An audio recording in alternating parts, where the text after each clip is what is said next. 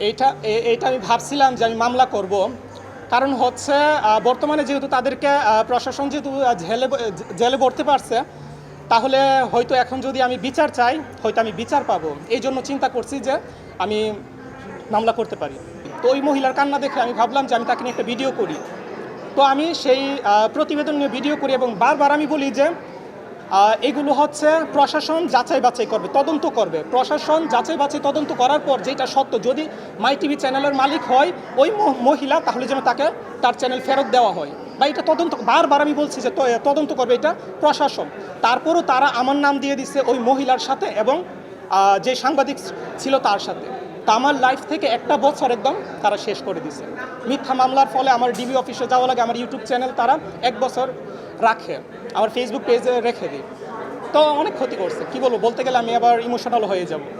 আর আফ্রিদিকে এবং তাদেরকে আমি কোনো সময় ক্ষমা করব না। হ্যাঁ, ক্ষমা করতাম। এরা কী বলবো, আমি বলতে গেলে অনেক কিছু বলে ফেলবেও, যে ওরা কোন টাইপের মানুষ, তাদের মধ্যে মনুষ্যত্ব নাই।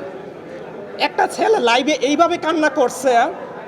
আফ্রিদি যে বলছে যখন গ্রেফতার হয় তখন বলছে যে তার ওয়াইফ প্রেগনেন্ট, সে এইটা বলে মানুষের সিম্পিতি নেওয়ার চেষ্টা করে। আর আমি যে বলছি যে আমার ওয়াইফ তখন 5 মাস নাকি 6 মাসের প্রেগনেন্ট ছিল, তখন তারা মজা নিচ্ছিল, বলতেছিল স্বপন আরও কান্না করে ভিডিও দাও। আফ্রিদি শুনতেছে, তারা আমার সাথে মজা নিচ্ছিল আর বলতেছিল যে তার বাবার রাগ কমলে এই সমস্যার সমাধান করে ফেলবে, মামলা শেষ করে ফেলবে। অথচ তারা এই মামলা শেষ করে নেয়। কোর্ট থেকে যখন জানতে পারে যে এটার সাথে আমার কোনো সম্পর্ক ছিল না, কোর্ট থেকে শেষ হয়ে যায়। তো এইটাই আফ্রিদিকে এবং তাদেরকে মানে কোনো সময় হয়তো মাফ করতে পারবো না।